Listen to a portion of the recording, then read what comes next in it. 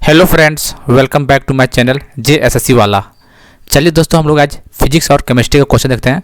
15 question physics का रहेगा, 15 question chemistry रहेगा, टॉप का 30 क्वेश्चन है। ठीक है, तो इंपॉर्टेंट क्वेश्चन रहेगा दोस्तों। इस बार सचिवालय पार करना है और इस बार होगा ASO का सपना साकार। रेगुलर रहिएगा तो ये चीज़ आपको डेफिनेटली देखने को मिलेगा।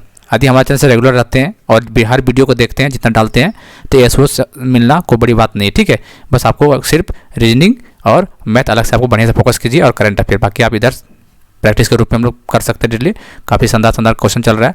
प्रैक्टिस एग्जाम काफ़ी देखिए एग्जाम में काफ़ी क्वेश्चन यहाँ से देखने को मिलेगा आपको। ठीक है, जैसा कि JSSC JEE में देखने को मिला है। हम बार बार इसलिए बोले ताकि जो नए बच्चे होंगे, इसलिए उसके लिए बार बार बोलना पड़ता है कि JSSC JEE में इस बार अच्छा खासा क्वेश्चन आया था यहाँ से। ठीक है, मतलब बार बार बोलने का मतलब नहीं था कोई। ठीक है दोस्तों, चलिए तो आगे बढ़ने से पहले चैनल को सब्सक्राइब कर लीजिएगा और बेल बटन दबा दीजिएगा। और हमारा टेलीग्राम चैनल, इसका PDF चाहिए तो टेलीग्राम चैनल JSSC वाला पे जुड़िए। JSSC वाला, इसका लिंक डिस्क्रिप्शन में दे देंगे वैसे भी। ठीक है, टेंशन मत लीजिए। ठीक है दोस्तों, तो हम लोग करें क्लास को स्टार्ट। चलिए करते हैं क्लास को स्टार्ट। किस प्रकार के दर्पण का उपयोग प्रकाश की तेज किरण प्राप्त करने के लिए टॉर्च, वाहन हेडलाइट में परावर्तक के रूप में किया जाता है? आप लोग समझ रहे होंगे तो कौन सा होता है? तो देखिए, उत्तल, समतल, अवतल और गोलाकार। कहने का मतलब convex mirror, plane mirror, concave mirror और स्फेरिकल मिरर। तो कौन सा होता है बताइए? तो बहुत अच्छा इंपॉर्टेंट क्वेश्चन, ये सब याद रखिएगा। तो जितना भी होता है ना, ये व्हीकल्स, टॉर्चेज, जैसा हेडलाइट का, ये किसका? कनकेव मिरर का एग्जाम्पल, किसका? अवतल दर्पण का एग्जाम्पल। इसका आंसर 3 हो जाएगा। चलिए, किस प्रकार की तरंगे बड़े आकार के स्रोतों जैसे भूकंप, याद रखिएगा, महासागर की लहरें और ज्वालामुखी विस्फोट में उत्पन्न होती है? काफ़ी इंपॉर्टेंट क्वेश्चन है। अल्ट्रासोनिक हो गया, अनुप्रस्थ तरंगे हो गया, विद्युत चुम्बकीय तरंग हो गया, अवसरण तरंगे हो गया। कहने का मतलब अल्ट्रासोनिक वेव, ठीक है, transverse waves, electromagnetic waves, infrared. तो आपको बताइए क्या होगा इसमें? तो क्या होगा दोस्तों, किसका एग्जाम्पल है, देख सकते हैं आप लोग। चलिए तो अर्थक्वेक हो गया, अर्थक्वेक, थंडर, वोल्केनो, ये सब जितना भी एग्जाम्पल होता है ना दोस्तों, ये इंफ्रारेड का होता है। किसका होता है एग्जाम्पल? ये इंफ्रारेड, अवसरण तरंगे के एग्जाम्पल होता है। ठीक, इंफ्रारेड समझ रहे हैं?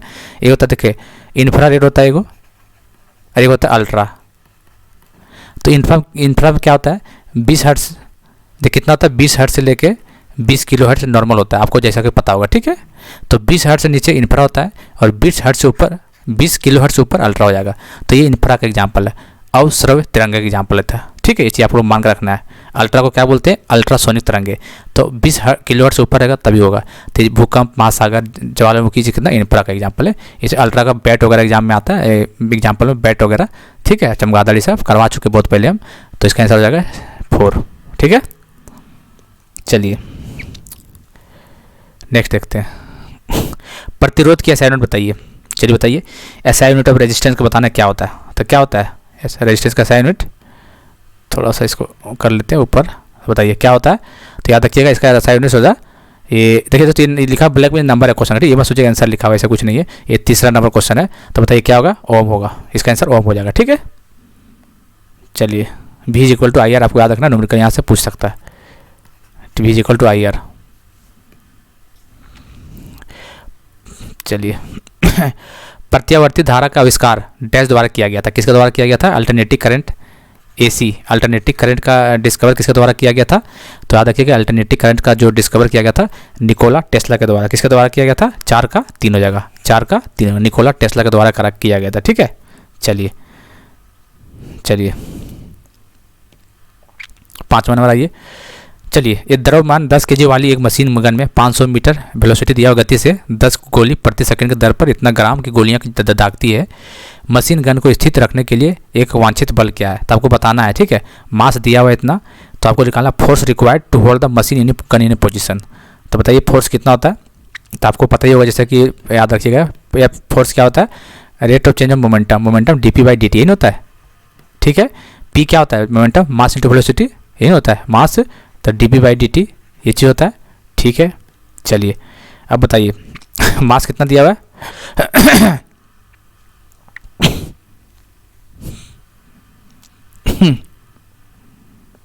चलिए, तो मास यहाँ से निकाल लीजिए, कितना हो जाएगा? तो F = इसका F = ma।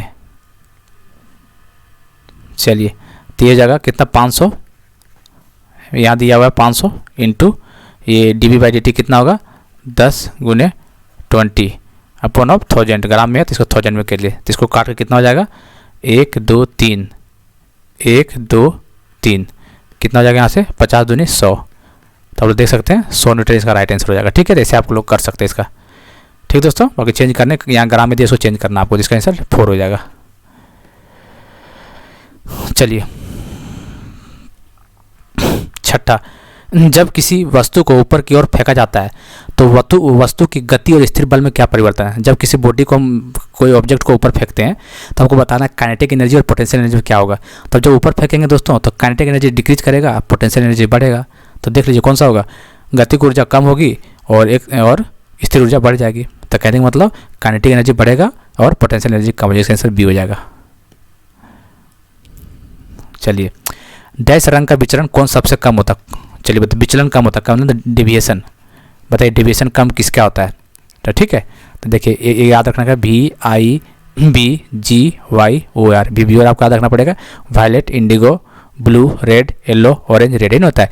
तो लेफ्ट से राइट जाएंगे तो पता वेवलेंथ क्या होता है, लैम्डा जो होता है बढ़ता है। ठीक है, याद रखिएगा बढ़ता है लैम्डा। और जो डेविएशन होता है, जो पूछा है विचलन कौन, डेविएशन, वो क्या होता है डिक्रीज होता है। ठीक है, डेविएशन डिक्रीज होता है, याद रखना है। वेवलेंथ बढ़ेगा, डेविएशन घटेगा।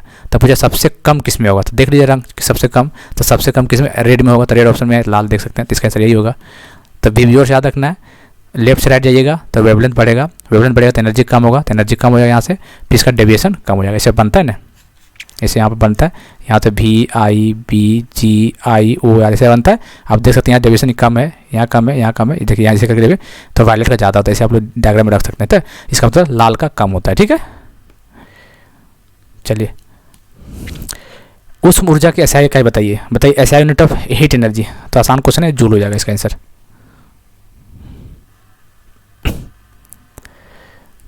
चलिए देखिए दोस्तों, एक क्वेश्चन यहाँ से बन सकता है। SI यूनिट पूछा ना फ़ारेनहाइट से, तो आपको रिजल्ट बताते हैं। फ़ारेनहाइट से देखो 9/5 सेल्सियस प्लस 32, ये रिजल्ट आपको याद रखना है। ठीक है, ये कोई एग्जाम में क्या करेगा ना, आपको सेल्सियस से पूछ देगा, दे देगा क्वेश्चन, आप पूछेगा फ़ारेनहाइट में कितना होगा। ठीक है, पूछ देगा 10 डिग्री सेंटीग्रेड टेम्परेचर है, तो बताइए फ़ारेनहाइट में कितना होगा। तो ये रिलेशन याद रखिएगा, Fahrenheit is equal to 9/5 C plus 32। ये रिजल्ट आता है, इंपॉर्टेंट है, क्वेश्चन बन सकते हैं यहाँ से। ठीक है,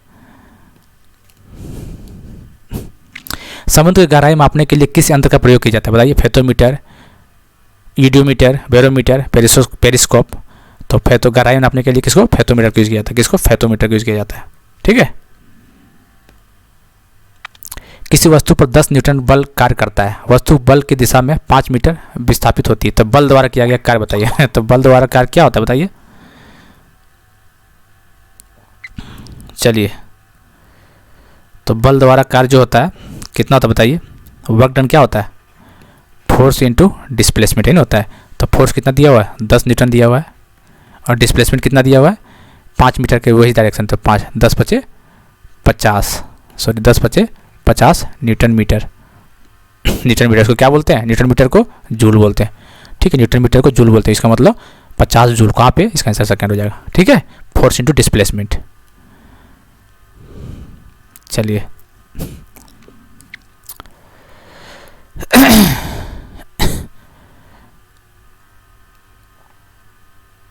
चलिए, यदि एक वस्तु दोनों सिरों से पकड़कर खींची जाती है तो उस पर लागू बल क्या कहलाता है। कहने का मतलब कि एक कोई ऑब्जेक्ट है, ठीक है, उसको पुल्ड किया जाता है दोनों साइड, बोथ एंड से। ठीक है, तो फोर्स अप्लाइड ऑन इट क्या होगा उसमें, आवेग मतलब इम्पल्स होगा, घर्षण मतलब फ्रिक्शन होगा, संवेग मोमेंटम होगा, या फिर खिंचाव टेंशन होगा। तो क्या होगा, आप देख सकते हैं इधर से खींच रहे हैं, मतलब यहाँ से क्या अगर खींची जाती है एक दूसरे से, तो यहाँ पे क्या होगा, यहाँ पे खिंचाव हो रहा है कि नहीं, देख सकते हैं आप लोग, लॉजिक लगा सकते हैं आप लोग। तो इसका मतलब खिंचाव, इसका आंसर हो गया, मतलब टेंशन है, इसका answer tension. 4 is the right answer.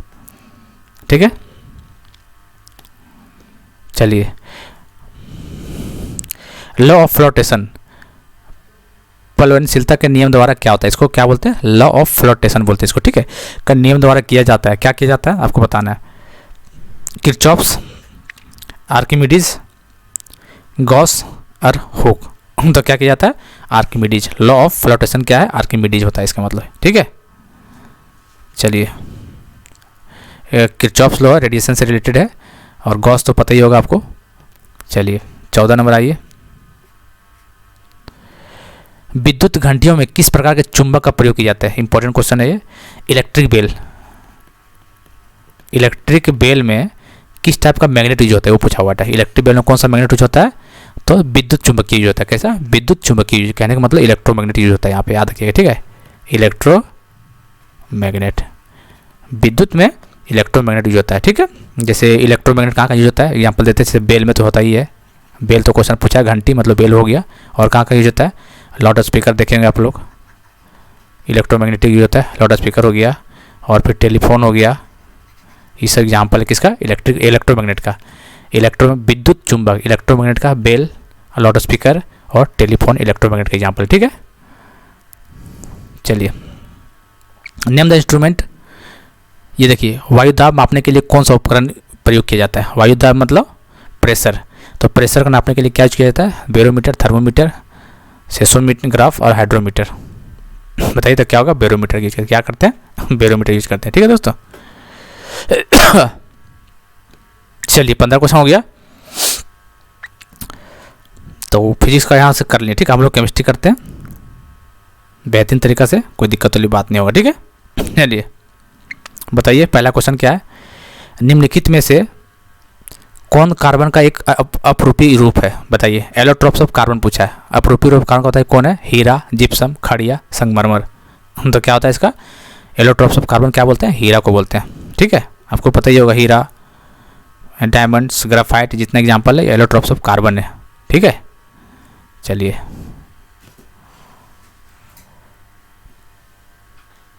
निम्नलिखित में से कौन सा गैस मार्स गैस का दूसरा नाम है? इंपॉर्टेंट क्वेश्चन है। मार्स गैस किसको बोलते हैं? CH4। इसको क्या बोलते हैं? बताइए, क्या बोलते हैं? इसको मीथेन बोलते हैं। क्या बोलते हैं? इसको मीथेन बोलते हैं। इसका आंसर 4 हो जाएगा। चलिए, 18 नंबर बताइए। निम्नलिखित में किसका प्रयोग परमाणु बम बनाने के लिए किया जाता है? बताइए। जिर्कोनियम, यूरेनियम, मोलिब्डेनम, वेनेडियम। तो परमाणु बम किसके द्वारा बनाया जाता है? शायद पता होगा तो ठीक है। चलिए, तो किसके द्वारा होता है? यूरेनियम के द्वारा। यूरेनियम एटॉमिक नंबर कितना था यूरेनियम का? तो 92 होता है। कितना होता है? 92, याद रखना, ठीक है। आपको एक चीज़ बताते हैं एटॉमिक बम के बारे में ना, तो याद रखिएगा। देखिए, 2 तरह का होता है, ठीक है। एक फ्यूजन होता है, एक होता है फ्यूजन, और एक होता है फ्यूजन, ठीक है। तो कन्फ्यूज मत होइएगा, फ्यूजन और फ्यूजन। फ्यूजन में क्या होता है कि 2 आपस में मिलकर नया बनता है और इसमें टूटता है, ऐसा पता होगा आपको, इसे बता चुके हैं। तो फ्यूजन का जो एग्जाम्पल है ना, फ्यूजन का, ये किसका एग्जाम्पल? एटॉमिक बम का है। एटॉमिक बम याद रखना, ठीक है। एटॉमिक बम परमाणु बम याद रखना आपको। ये किसका है? फ्यूजन का एग्जाम्पल। किसका है? फ्यूजन का। एक पूछेगा हाइड्रोजन बम। हाइड्रोजन बम किसका एग्जाम्पल है? तो फ्यूजन का। तो कहने का मतलब फ्यूजन पूछेगा तो एटॉमिक बम, और फ्यूजन पूछेगा तो हाइड्रोजन बम, ठीक। कन्फ्यूज मत होइएगा, ठीक दोस्तों। चलिए आगे बताइए, किस तापमान पर पानी तरल एवं ठोस दोनों स्थितियों में विद्यमान हो सकता है? बताइए। तो 0 डिग्री पे हो सकता है, ठीक है। रिलेशन बता दिए फ़ारेनहाइट के बीच में, याद रखना है। 9/5 C + 32। दोस्तों आप लोग मेहनत पूरा दबा के कीजिए दोस्तों, ठीक है। 1-1.5 महीना का तो बात है, शायद इसमें आपका लाइफ सवर सकता है। और आप लोगों को जो बताए थे पोस्ट के बारे में, तो आप लोग शायद देख ही लिए होंगे वीडियो, बहुत बेहतरीन तरीका से बना हुआ था, और उसको देखिए, आपको मोटिवेशन मिलेगा, ठीक है। चलिए, 19 का क्या हो जाएगा? सेकेंड हो जाएगा। ब्रॉन्ज क्या मतलब? ब्रॉन्ज मतलब कांसा किसका एक मिश्रण है? बताइए। तो मिश्रण से कोई एलॉय से क्वेश्चन बनेगा दोस्तों, एक क्वेश्चन आपका एग्जाम में, ठीक है। एलॉय से बहुत सारे एग्जाम्पल होगा। जैसे ब्रॉन्ज किसका होता है?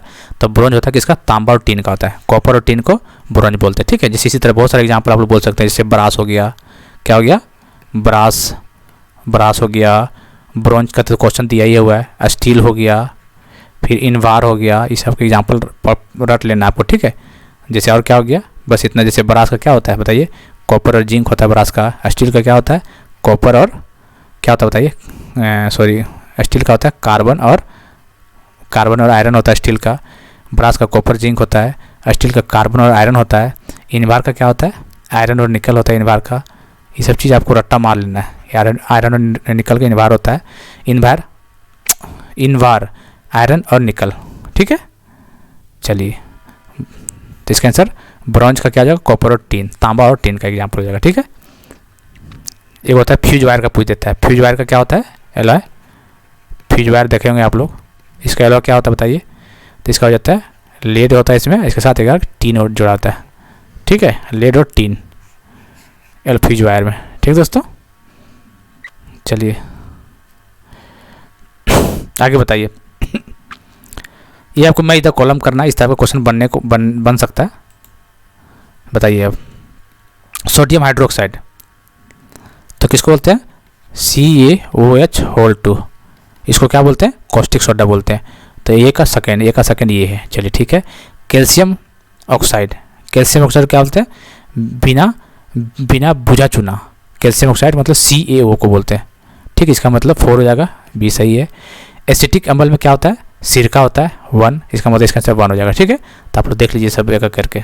ठीक है, इंपॉर्टेंट है सारा। बेकिंग सोडा, बेकिंग सोडा का क्या होता है? कभी कभी पूछ देता है न्यूमेरिकल फार्मूला क्या था बेकिंग सोडा का, तो NaHCO3 बेकिंग सोडा, और washing soda Na2CO3 washing soda.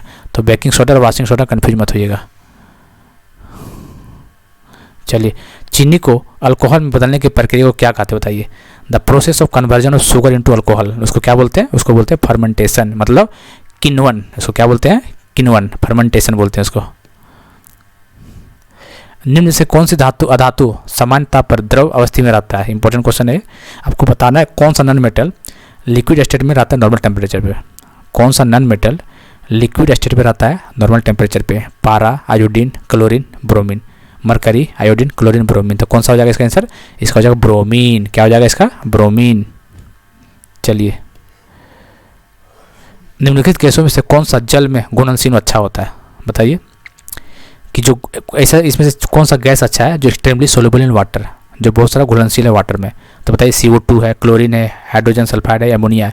तो आपको भी पता है कौन सा? एमोनिया इसका राइट आंसर हो जाएगा, NH4। आधुनिक आवर्ती सारणी के समूह, उस समूह का नाम बताइए जिसमें ऐसे तत्व है जो सभी गैस है, सारा गैस है। तो कौन सा है? 18 ग्रुप एलिमेंट, नोबल गैस वाले एलिमेंट उसी में बोलते हैं। चलिए, तो इसका आंसर हो जाएगा 18 ग्रुप, 18 ग्रुप। ठीक है।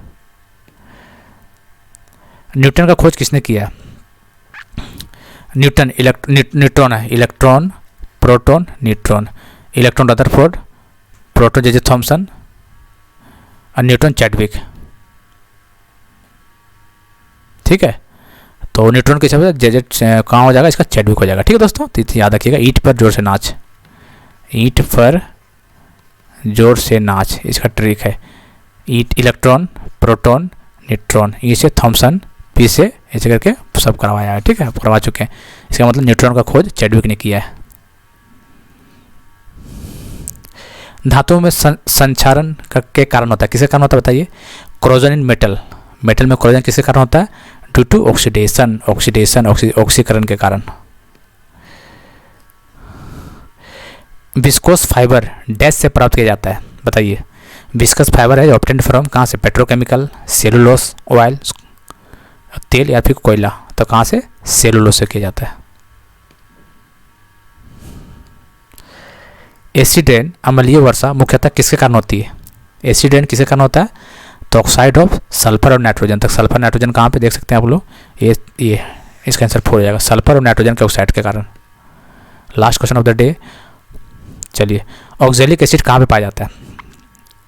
सिरका मतलब विनेगर, संतरे मतलब ऑरेंज, पालक मतलब स्पिंच। ठीक है, चींटी का डंक मतलब क्या होता है? एंटस्टिंग। ठीक है, बताइए कहाँ होता है? ऑक्जेलिक एसिड कहाँ होता है? खट्टा शब्द मतलब ऑक्जेलिक एसिड कहाँ? कैल्शियम ऑक्जेलेट मतलब पालक में होता है। टमाटर हो गया मतलब ऑक्जेलेट एसिड ज़्यादा पाया जाता है, फिर पालक में पाया जाता है। ठीक है, तो इसमें बहुत सारा क्वेश्चन बनता है, सब आपको याद रखना है। जैसे एग्जाम्पल के तौर पर देखिए, जैसे मान लीजिए विनेगर बोल दिया, सिरका, तो ये कहाँ पाया जाता है? ये होता एसिटिक एसिड में। कहाँ पे? एसिटिक एसिड में पाया जाता है। ठीक है, विनेगर। संतरा, लेमन, ऑरेंज कहाँ पे? साइट्रिक एसिड में। सब रट्टा मारना है सब। ठीक है, क्वेश्चन बनेगा। साइट्रिक एसिड हो गया ये।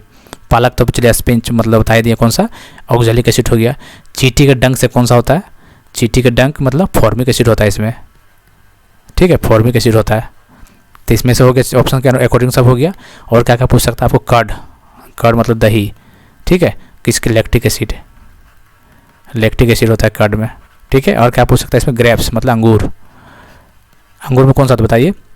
टर्टरिक एसिड अंगूर में, टर्टरिक एसिड अंगूर में होता है, ठीक है।